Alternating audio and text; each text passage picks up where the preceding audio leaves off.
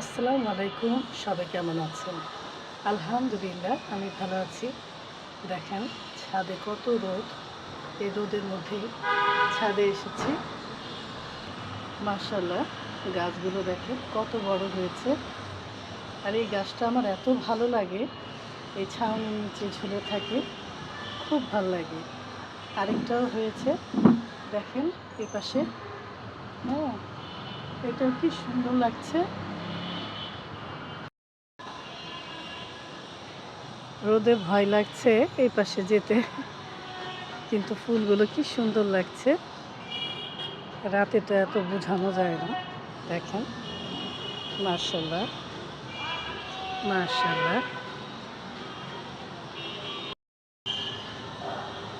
মাশাআল্লাহ, ফুলগুলো দেখলে একদমই মনটা ভালো হয়ে যায়। এই অপরাজিতা গাছে অনেক ফুল ধরেছে। আমাদের ছাদ বাগানে এটা নতুন শাক। এই শাকের নাম বাটি শাক। আরও আছে, দেখাও ওইদিকে আরেকটু।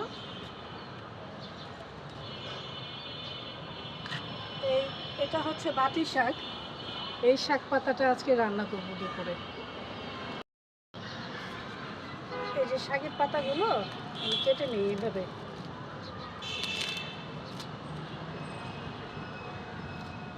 এই পাতাটা লাল হয়ে গেছে, এটা নিলাম না। এই তো চলে এসেছে আমার রান্নাঘরে। আজকে বাটি শাক ভাজবো। বাটি শাকটা আমি কেটে নিয়েছি। বাটি শাকের মধ্যে আমি দিব শুকনো মরিচ আর কাঁচামরিচ, দুইটাই দিব। আর এখানে পেঁয়াজ আর রসুন ভেজে নিচ্ছি। ভাতও বসিয়ে দিয়েছি, শুকনো মরিচ দিয়ে দিলাম, কাঁচামরিচও দিয়ে দিলাম, শাকটা দিয়ে দিচ্ছি।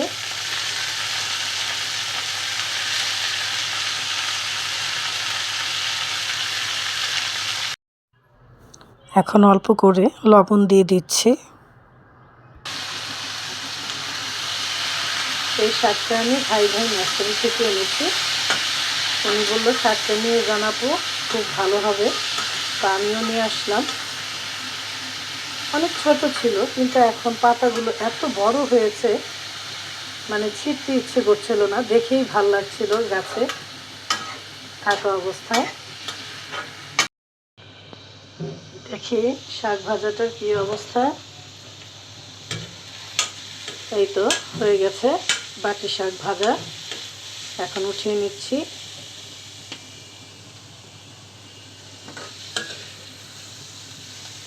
আশা করি খেতেও অনেক ভালো লাগবে। এই তো বাটিতে বেড়ে নিলাম বাটি শাক, সাথে লেবু কেটে নিয়েছি। গরম গরম ভাতের সাথে খেতে কিন্তু দারুণ লাগবে। সবাই ভালো থাকবেন, সুস্থ থাকবেন, আর ছাদ বাগানে বেশি বেশি গাছ লাগাবেন। গাছ লাগালে পরিবেশ ভালো থাকে আর মনও ভালো থাকে। আজকে তবে আসি, আল্লাহ হাফেজ।